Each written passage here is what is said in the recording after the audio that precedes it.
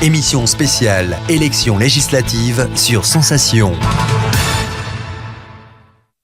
Bonjour à tous, émission spéciale élections législatives sur Sensation.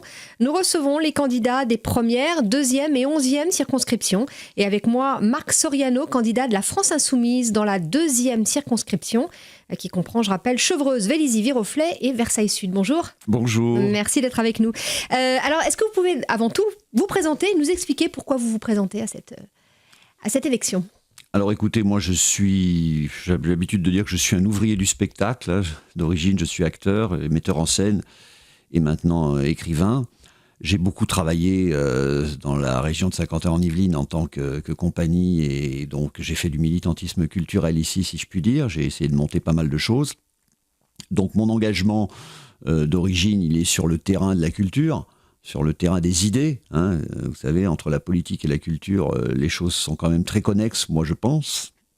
Ce serait un vaste débat. Donc mon engagement aux côtés de Jean-Luc Mélenchon, il date du moment où il a quitté le Parti Socialiste, où je l'ai rejoint au Parti de gauche. J'ai participé activement à la campagne de 2012.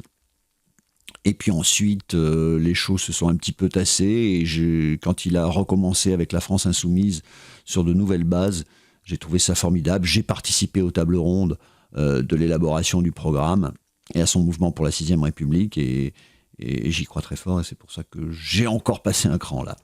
Alors dans les Yvelines, au présidentiel, Jean-Luc Mélenchon a obtenu 16,65% des suffrages. Il était derrière Macron et Fillon. Comment comptez-vous inverser cette tendance aux législatives ?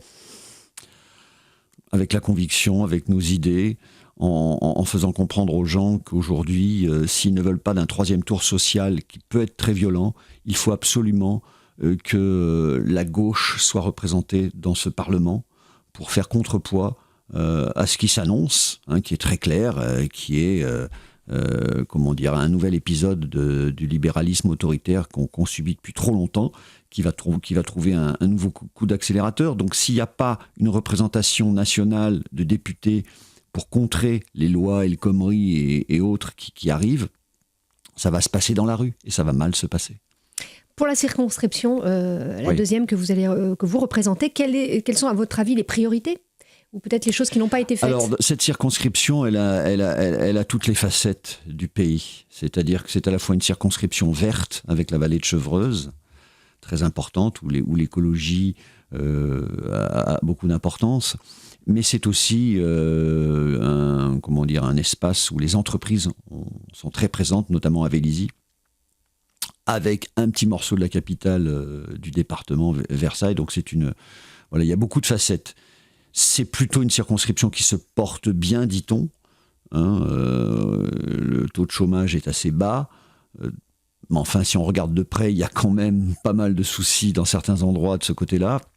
C'est une circonscription très intéressante parce que elle réunit des paysages très différents et très, très diverses, avec des problématiques très, très différentes. Et nous, en tout cas, notre stratégie de campagne, nous avons placé la règle verte au centre de notre... C'est par là qu'on attire la règle verte, c'est-à-dire l'impératif écologique, le fait que nous n'avons qu'une planète et le fait que nous sommes en fraternité aussi avec les animaux et avec les êtres vivants. Et je pense que cette circonscription y est très, très sensible. Et dans ma campagne, je me promène avec un petit bout de jardin planétaire qui est une petite carriole roulante dans laquelle il y a un jardin, de l'eau, des jets d'eau, des éoliennes, pour sensibiliser ma démarche dans ce sens-là, parce qu'on parle trop peu d'écologie et c'est de toute façon le commencement de tout. Nous sommes des êtres vivants.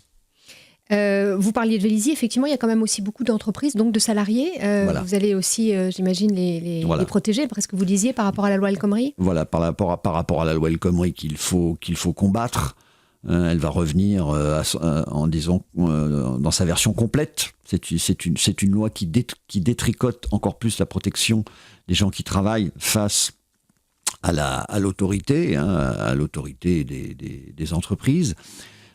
C'est le temps de travail qui sera discuté au coup par coup, comme on dit. C'est le code de la route qui change suivant la rue.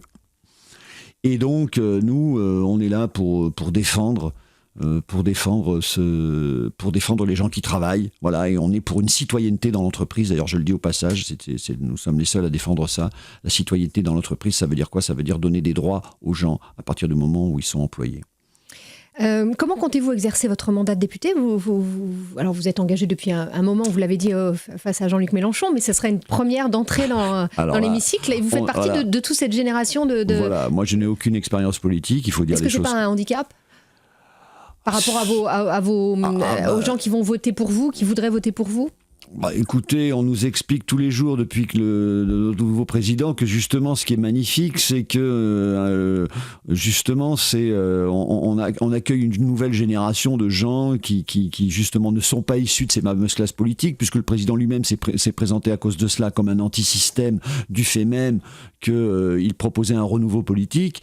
Donc on peut pas c'est devenu plutôt la valeur sûre du moment, le fait de l'inexpérience politique égale renouvellement de la classe politique. Donc si je peux participer à ce mouvement, certes, ce serait avec plaisir.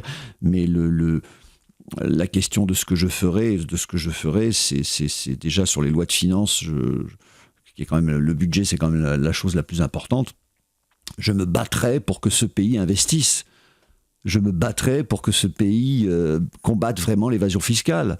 Je me battrai pour que les gens aient accès au logement. Je me battrai pour la loi ATD Quart Monde que nous défendons sur territoire zéro chômeur. Voilà pourquoi je me battrai, pour la fraternité. Merci beaucoup Marc Soriano. Je rappelle que vous êtes donc le candidat de la France Insoumise dans la 2e circonscription des Yvelines et que vous vous présentez donc à ces élections législatives avec 16 autres candidats. Vous pouvez retrouver d'ailleurs les noms de tous ces candidats sur notre site internet sensation.fr. Merci à vous. Merci beaucoup. Au revoir.